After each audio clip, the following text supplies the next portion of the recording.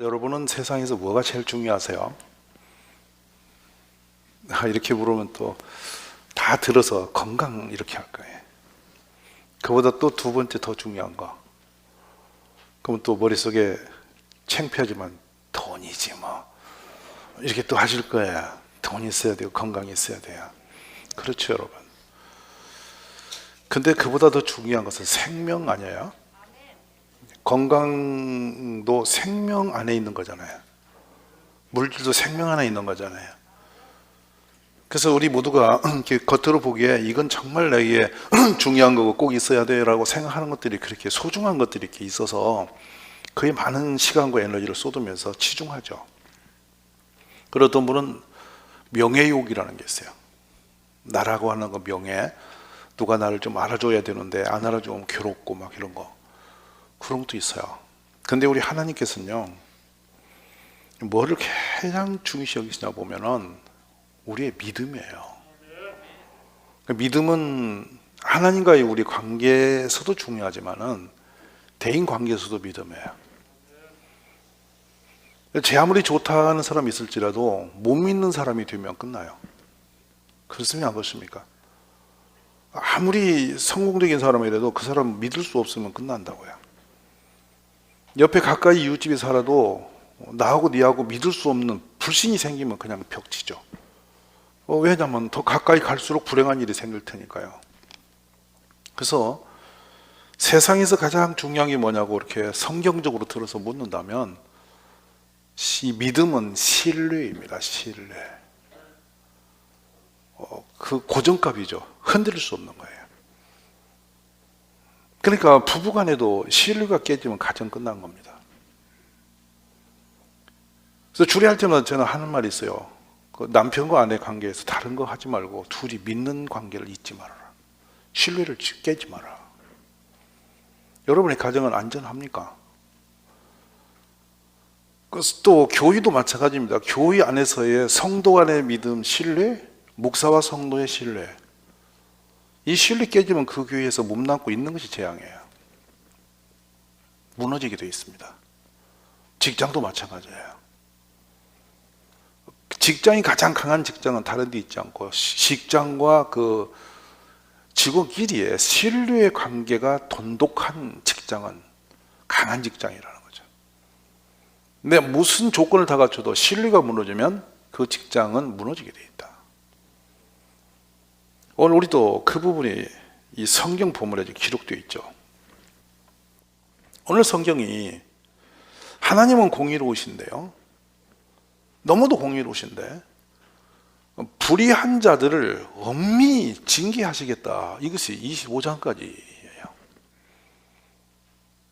그리고 곰핍한 자, 빈곤한 자를, 악자한 자를 악인으로 치고 하나님이 징계하시겠다고 경고를 하신 게 25장이 기록된 성경이에요.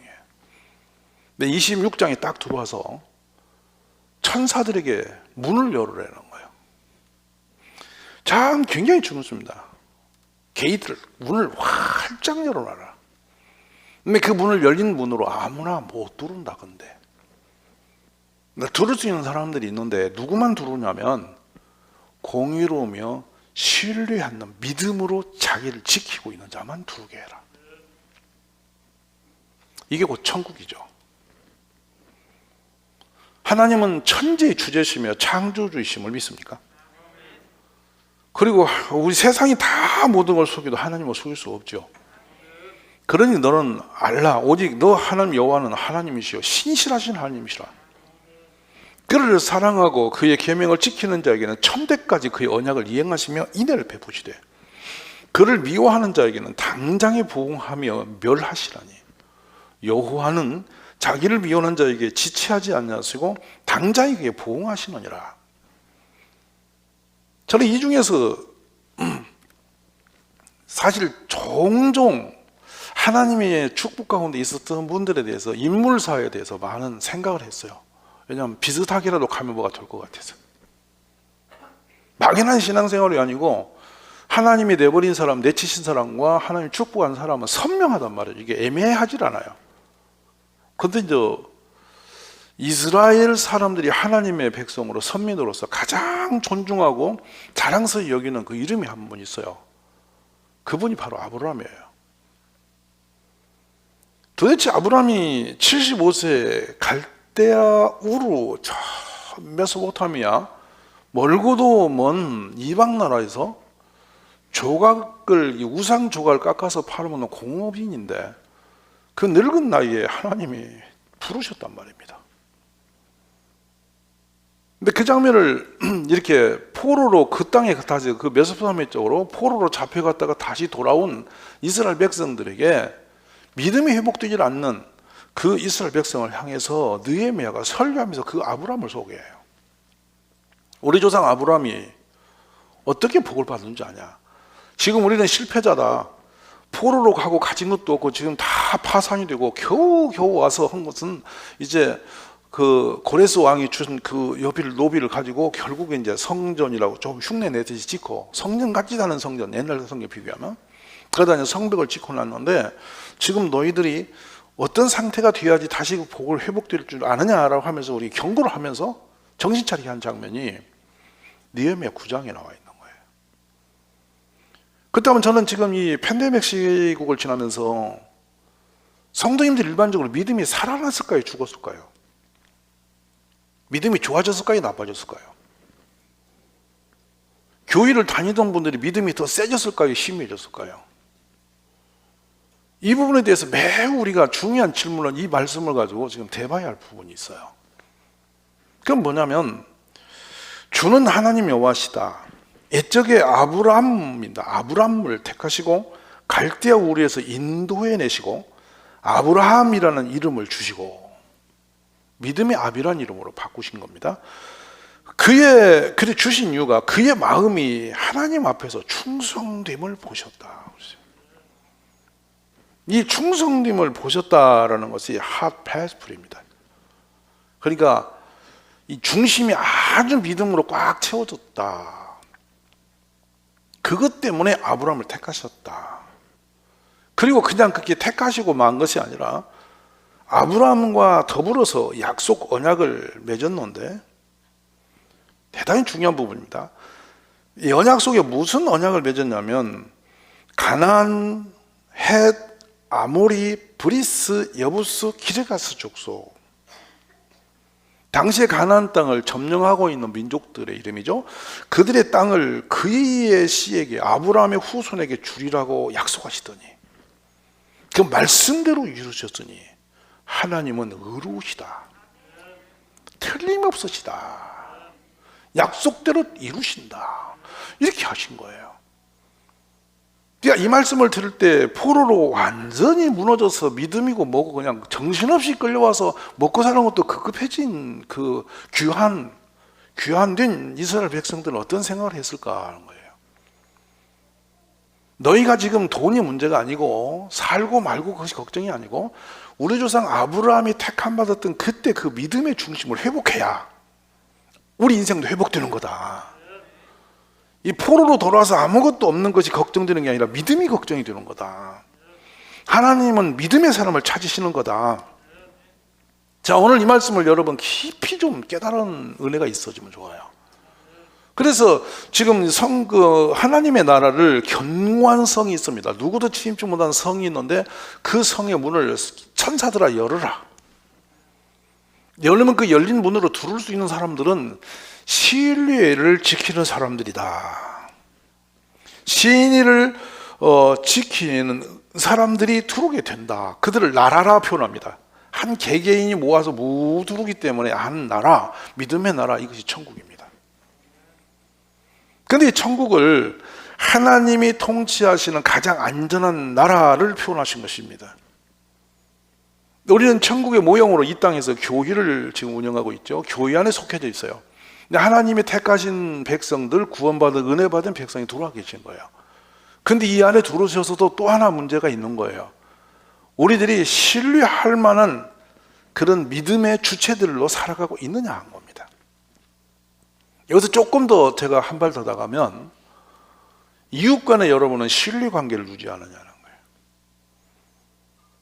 세상에서 무엇이 가장 인적 관계에서 심히 생각한 거, 지식, 무슨 주먹, 건강, 뭐 조직력 다 갖다 대도 조직력을 아무리 조직을 잘 짜놔도 신뢰가 무너지면 조직은 의미가 없어요. 돈을 아무리 갖고 있어도 우리가 신뢰가 무너지면 그 돈도 의미 없어요. 건강해서 별의별 소리를 다 질러도 그 사람이 믿을 수 없는 인간이 건강하고 돌아다니면 그 사건 많아요. 맞아요, 안 맞아요?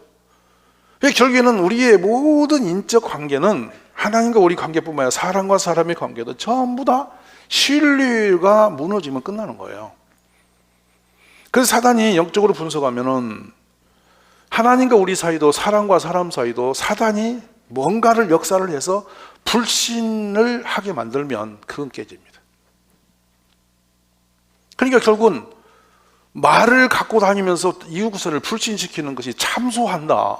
저 사람 저런 인간이 만나지 마라. 뒤에서 니를 뭐라고 하더라. 뭐 이렇게 해가지고 그림을 자꾸 대면 그 사람 미워하게 되고 삼치게 되죠. 그러니까 참소란 용어가 그 용어거든요. 예수님을 이스라엘 백성 앞에다 계속 참소했잖아요. 그래서 예수님을 결국 십자가에 못 박아야 버린 겁니다. 이제 서로가 불신을 조장시켜 놓으면 끝나는 거죠. 근데 교회 안에도 그런 일을 일삼하는 사람이 생겨요. 누가 시켰다고 생각하세요? 이 말 물어다 대고 저 말 물어다 대고 서로 자꾸 벽을 깨고 이웃의 관계를 무너뜨리는 그런 역사를 하는 사람들이 돌아다닌단 말이에요. 근데 그분의 정체는 여기에 있는 신뢰성과 정반대 역할을 하고 있는 것이죠. 결국에는 가장 친숙하게 아무도 경계심 없이 하와에게 슬쩍 다가온 게 뱀입니다. 하와가 뱀이라는 그 영이 들어올 때 한 번도 의심하거나 불편하거나 좀 껄끄러운 어색한 감이 그냥 들어버리죠. 그리고 그대로 믿죠. 그리고 하나님을 의심해버리는 거예요. 이것이 역사입니다. 여러분 귀에다 대고 속삭이는 그 언어적인 다가옴, 또 서로의 관계도 환경적인 어떤 다가옴으로 인해서 불신이라는 것이 그림이 어슬렁거리면, 우리 마음에서 그 불신의 그림자가 어슬렁어슬렁 역사하면 반드시 그 뒤는 반드시 아무 일이 일어나는 게 아니라 반드시 파괴적인 일이 따라오고 있다는 거예요. 이것이 영의 분별의 역사입니다. 오늘 우리 사랑하는 가족 여러분들은 교회를 이왕 다니시려면 제발 다른 건 모르겠어요. 여러분이 돈을 벌고 안 벌고 뭐 세상에서 사회적으로 살고 성공과 뭐 그건 모르겠어요. 그건 하나님 하실 일이고 여러분 뭐 그렇지만 중요한 것은 내 중심, 관계 속에 있는 이 신뢰만큼은 초심을 잃지 않고 지켜지는 사람이 되어지기를 기도하셔야 돼요. 내 인간의 인격으로 못 지킵니다. 그래서 그럽니다. 이사야 55장 7절에 보면 악인은 그의 길을 불의한 자는 그의 생각을 버리고 여호와께 돌아오라. 하나님께 돌아온다는 것은 정리를 하고 돌아오라는 거예요. 그가 긍휼히 여기시리라. 우리 하나님께 돌아오라. 그가 너그럽게 용서하시리라. 하나님이 얼마나 신실하시냐면 이는 비와 눈이 하늘로부터 내려서 그리로 돌아가지 아니하고 땅을 적셔서 소출이 나게 하며 싹이 나게 하여 파종하는 자에게는 종자를 주며 먹는 자에게는 양식을 준 것 같이 내 입에서 나가는 말도 이와 같이 헛되이 내게 돌아오지 아니하고 나의 기뻐하는 뜻을 이루며 내가 보낸 일에 형통함이니라 그랬거든요. 하나님처럼 정확한 분이 없다. 비가 내려서 그냥 흘러가는 게 아니라 반드시 싹을 나게 하지 않냐? 비가 내리면 반드시 열매를 맺게 하지 않냐? 그 소산을 가지고 먹을 거리가 생기지 않느냐? 그만큼 하나님은 정직하시고 생산적이신 분이다. 하나님이 원하시는 코스에 우리 삶이 놓여지기를 기도하셔야 됩니다. 그래서 이제는 어떤 상황이 되더라도 하나님과 우리 사이 또 사람과 사람 사이 가까운 이웃과의 관계 속에서 절대적으로 불신적인 이야기나 문제를 들어서 갖다 자꾸 속삭여서 사람 잡아뜨리는 일은 꿈에도 하지 마십시오. 그 사람이 다녀가면 믿음이 생겨야 되고요.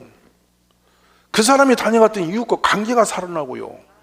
이런 역사를 하고 다녀야지 그 사람이 다녀갔던 이웃하고 적이 생기고요. 의심이 생기고요. 교회가 의심이 생기고 목사가 의심스러워지고 이런 식으로 말을 흘리고 다니는 사람은 정체가 틀렸다는 거예요. 큰일 날 사람이라는 거예요. 겉모양이 여러분 그럴듯해서 되는 게 아니라 그 중심에 들어있는 영이 지금 실체가 문제라는 것입니다. 오늘 이 본문이 굉장히 중요한 말씀입니다.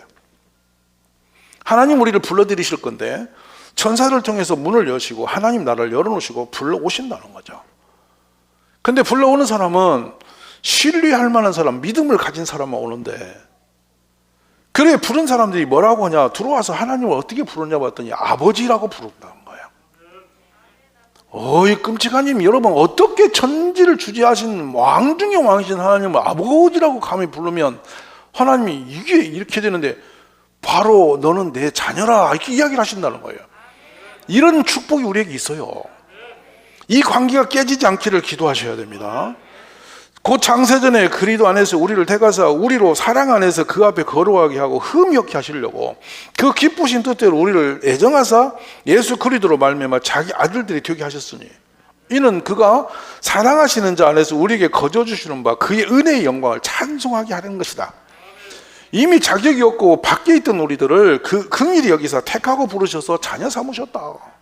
그리고 이제 하나님의 관계는 아버지와 자녀 관계니까 이거는 불신이 일어나서는 안 되는 관계다. 우리 하나님은 그림자도 없고 우리에게 불의한 일을 하지 아니하시며 결코 하나님을 믿는 믿음 안에서 나쁜 일을 절대 주시지 허락지 않는 분. 아멘. 어떤 환경이 나를 속인다 할지라도 믿음만은 흔들 수 없다. 하나님은 결국은 좋게 하실 것이다. 지금은 환경이 아주 나빠, 내가 시험에 들어 너무도 어려워도 결국은 좋게 하실 것이다. 그런 하나님을 절대적으로 신뢰하는 믿음이 우리 안에 일어나야 된다는 것입니다. 그래서 3절에 보면 주께서 심지가 견고한 사람을 평강하고 평강하도록 지키시리니 이는 그가 주님을 신뢰합니다. 우리가 주님을 신뢰하면 심지가 견고한 그 믿음으로 주님을 신뢰하면 평강하고 평강하도록 있는데 이게 무슨 말씀이냐면 안으로 밖으로 모든 것이 평화롭게 안전하게 지켜주실 거다 이 말씀인 거예요. 뭐 집안이 밖에서 아무리 편하고 집 안에 들어가서 불난 나면 그 집이 편안하겠습니까? 또 뭐 환경이 조용해도 이 심령이 불안하면 불편하면 그 사람이 평화가 있겠습니까? 이 안팎으로 모든 것을 다 평화롭게 하시는 것은 하나님의 은혜거든요. 근데 그 은혜는 그냥 오는 게 아니라 믿음 안에 사는 자만 누릴 수 있다 하는 것이에요. 자, 그러므로 오늘 우리가 그런 축복의 안에 살아가기를 저는 간절히 원합니다. 그는 진리의 영이라 세상은 능히 그를 받지 못하나니 이는 그를 보지도 못하고 알지도 못함이라. 그렇죠. 그러나 너희는 그를 아나니, 하나님 예수님, 우리는 아나니 그는 너희와 함께 거하시며 또 너희 속에 계시겠습니다. 얼마나 좋습니까? 세상을 살다 보면 염려할 수밖에 없는 일들이 날마다 우리에게 다가옵니다. 때로는 낙심되고 절망스럽고, 때로는 속이 상해서 믿음이고 뭐고 다 지압보고 싶고 속이 뒤집어져서 그냥 그렇게 어둠이 울렁울렁하는 그런 상황이 우리에게 늘 있어요. 우리가 살아갈 때 날마다 은혜 충만, 믿음 충만해서 막 할렐루야만 아침 저녁으로 노래 부르고 그렇게 다닐 만한 상황이 아닌 게 많습니다. 직장에 가든 교회를 가든 이웃을 만나든 우리가 선하고 착하고 선한 일이 많지 않은 게 세상은 악한 영이 지배하고 있습니다. 속이 뒤집혀지죠. 그럴 때 불평이 나오고 원망이 나오고 막 격한 분노와 혈기가 올라오게 돼 있어요. 근데 그렇게 그냥 되어지는 대로 상황이 돼서 원망이 나오고 막 불평이 나오고 막 그래 버리면 광야에서 죽은 사람들이 딱 호소 간 겁니다. 사흘 길 가다가 목마른데 물 없으면 뒤집어지고, 날이 뜨거우면 뒤집어지고, 적들이 나타나면 뒤집어지고, 건건이 문제만 생기면 홀랑홀랑 뒤집어지면서 하나님 원망하고 우리를 죽이려고 끌고 왔냐, 고기 생각나면 뒤집어지고, 별의별 것으로 다 뒤집어집니다. 그래 결국에 나중에는 네가 임금 혼자 해먹는다고 또 뒤집어져서 덤비고, 이렇게 해서 스스로 광야에서 모조리 죽임당했죠. 불신의 결과예요.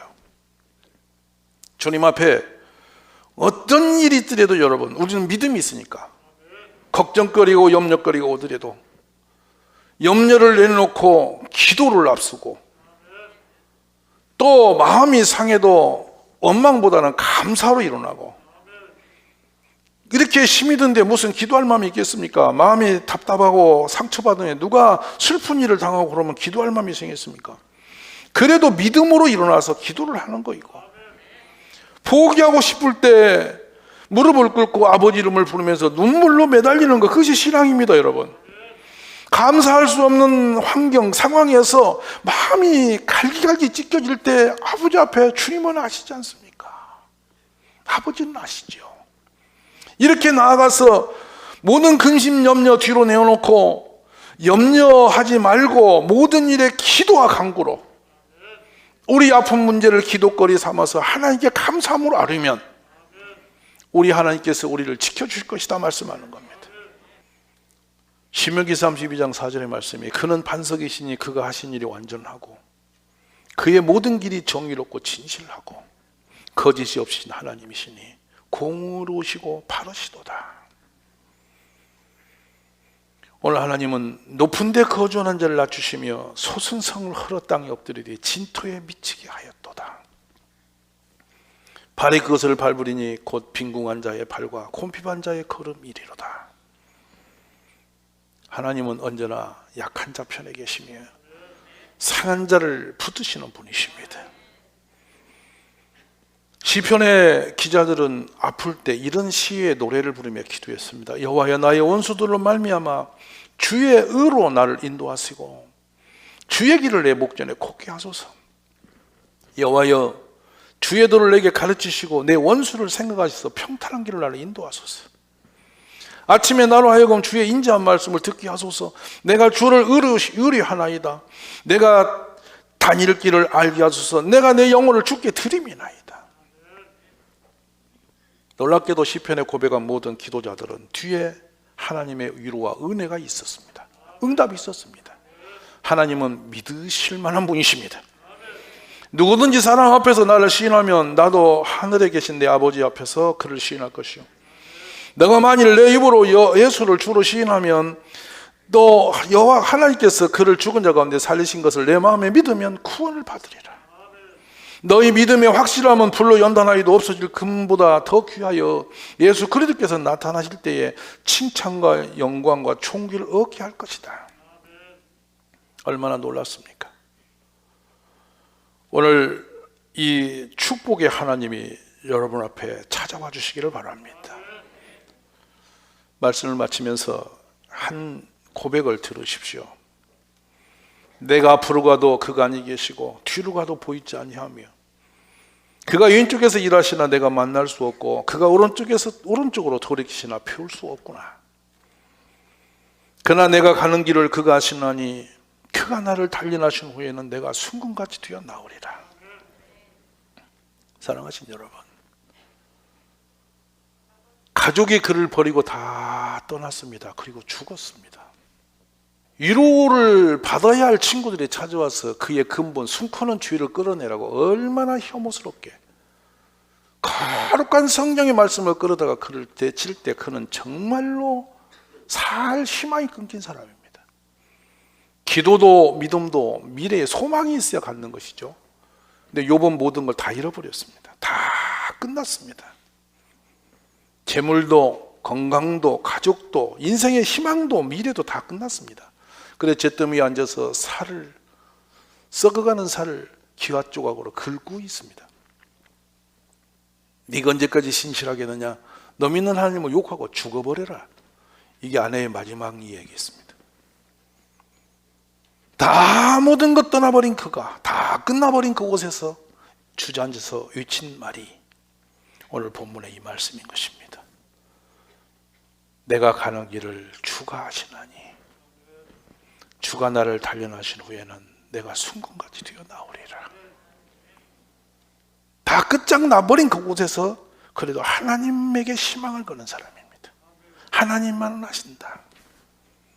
이게 신앙입니다, 여러분. 오늘 어려운 세대를 살아가는 우리 가족 여러분, 잿더미 같은 심령이 되었어도 하나님을 바라보십시오. 그 믿음으로 일어서면 주님이 여러분을 붙들어 주실 겁니다. 세상의 팬데믹, 물질, 상황 괜찮습니다. 하나님 계시면 됩니다. 하나님을 회복하시는 온 가족이 되시기를 주의 이름으로 축원합니다.